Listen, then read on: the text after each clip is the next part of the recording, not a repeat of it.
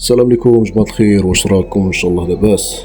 جماعة هاد المرة مينطون نجي لكم بأرض واحدة أخرى اللي فيها 6 هكتارات و 8250 متر مربع أغريكول في لاحية في ولاية جيجل.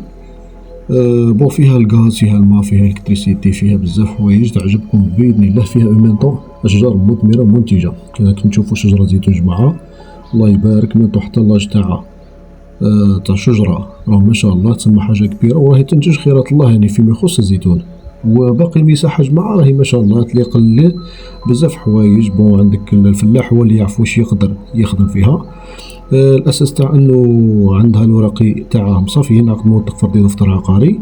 ومانطو جماعة راهي جاية في بريسك في المدينة، تما ماهيش بلاصة مجبودة على المدينة معزولة ولا حاجة كيما هكذا. البري ان شاء الله راح يكون ريزونابل جماعة. ليسونسيال اللي عجبو امر تاع هاد العقار جماعة يتصل بينا، نخلي الرقم تاع الهاتف في الفيديو.